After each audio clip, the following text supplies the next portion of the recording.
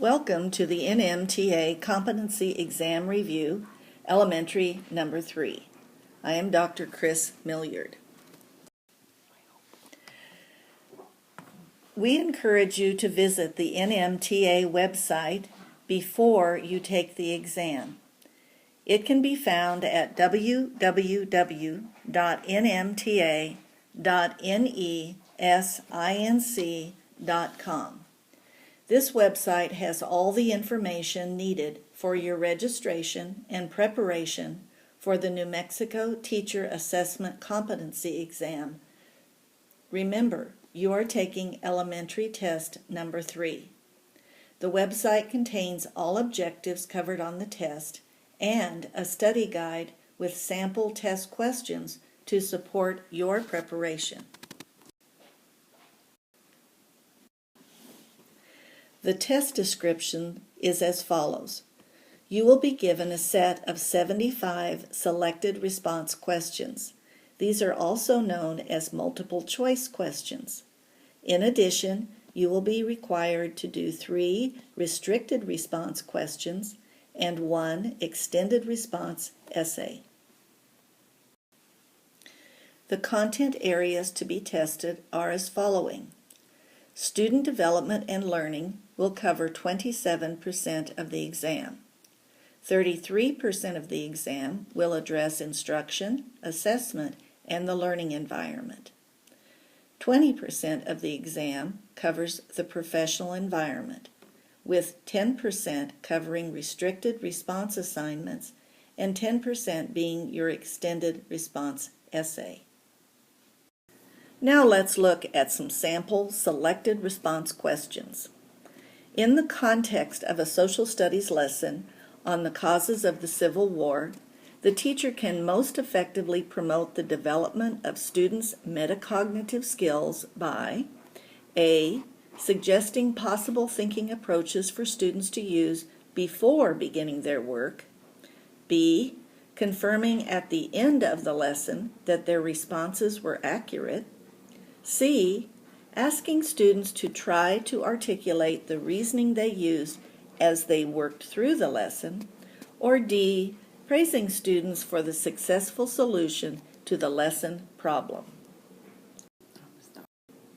The correct response to this question is C. Asking students to try to articulate the reasoning they used as they worked through the lesson. Consider why not response A, or B, or D.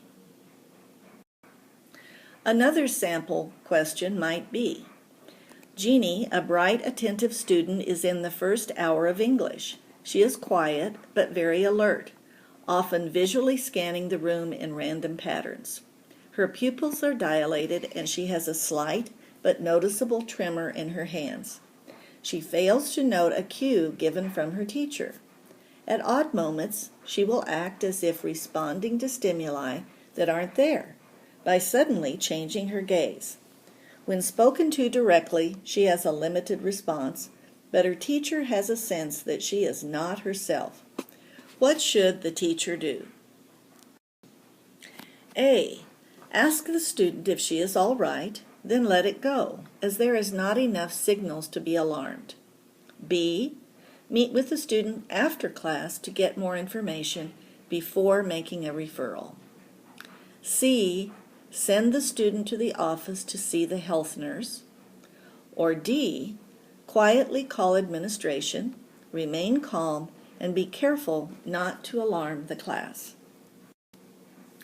The answer to this question is D. Quietly call administration, remain calm, and be careful not to alarm the class. These behaviors are indicative of drug use or other serious problems. The best thing a teacher can do in this case is to call for help from administration. Another selected response question might be, what is the definition of a proactive classroom management? Would the answer be A, management that is consistently changing, B, management that is downplayed, C, management that gives clear and explicit instructions and rewards compliance, or D, management that is designed by the students?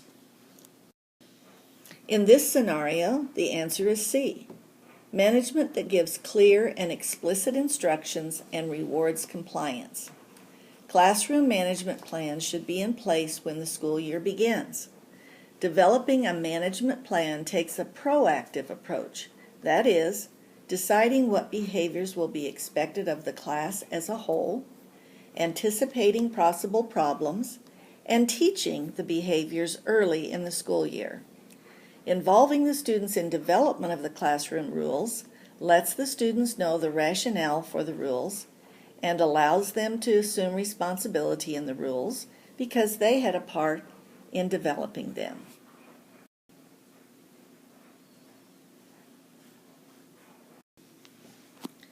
Clarification for writing guides needed for this exam are following. A restricted response, you will have a single page provided for your restricted response questions. For your extended response, you will have up to 4 pages to write. We encourage you to read each writing prompt carefully, include all required information, and make sure that you address each question in the prompt. In addition, ensure that you use correct grammar, spelling, and mechanics, including paragraphing. Remember, your audience is other educators. Here are some sample restricted response questions you can practice on. You are presenting a new concept to your class. You've worked very hard to organize your presentation and find the material very interesting. The energy level in the class is very low. The students appear to be falling asleep and are not interested. What are some strategies you could use to remedy this situation? Now stop the video. If you were writing a response to this scenario, what might you include? Consider potential responses and create an outline or a webbing to prepare to write your answer. Did you consider icebreakers, cooperative learning structures, think, pair, share, gallery walk, eye-to-eye, knee-to-knee conversations, or other interactive type strategies? Another sample to a restricted response question might be, a 5th grade girl talks incessantly during her class. After several warnings, you call her parents and inform them you will have to give her a D in behavior unless she stops interrupting the lessons and the learning of other students. The parents ask for a conference. At the conference, the parents suggest that you move the student away from the other students who talk, move her to the front of the room so she has more teacher supervision, read her file, she has a reading comprehension problem, consider the student's history of good grades and behavior, allow the student to bring her books home to complete work not done during class. She told her parents she could not take books home. Become more alert to what is going on in class. The student told her parents that other students talked to her first. She didn't begin the conversations. What are your thoughts about what you might do in this situation? Now stop the video. If you were writing a response to this scenario, what might you include? Consider the potential responses and create an outline or a webbing to prepare to write your answer. Did you consider validating parent concerns, involvement of student in conference, determining parent suggestions that you feel you can implement, suggestions for developing personal responsibility for the student herself, or a plan for ongoing communication to the parents? What other areas did you consider? Now, a sample extended response essay. Juan is a 10-year-old 5th grader who recently arrived in the United States from Mexico. He speaks little English and finds that school in the U.S. is very different from school in Mexico. Juan's teacher wants to learn more about her students in order to help him because she knows that some students have a difficult time adapting and succeeding in the school environment due to language and cultural differences. She also notices that he does not come prepared to class, does not make up assignments he misses when he is absent, and uses class time to socialize with his new friends. Ms. Green wants to help Juan succeed in school. Respond to the following questions in your essay. In what ways can Ms. Green adapt her instructions to accommodate the needs of this student? How can Ms. Green motivate Juan to learn and apply himself in her class? How can Ms. Green involve Juan's parents to help him become more successful? Now stop the video. If you were writing a response to this scenario, what might you include? Consider potential responses and create an outline or webbing to prepare to write your answer. Did you consider building trust with the student, using ELL or ESL strategies such as SIOP, sheltered instruction, or other best practices for second language learners? Personal communication with students regarding his lack of motivation? Partnering student with students he has shown a comfort level with? Or a parent conference with a translator if needed? What other areas did you consider for your response? Another extended response essay might be, in an essay written for a group of educators, frame your response by identifying a grade level and/or subject area for which you are prepared to teach. Explain the importance of using a variety of instructional approaches so that all students can learn and master the standards.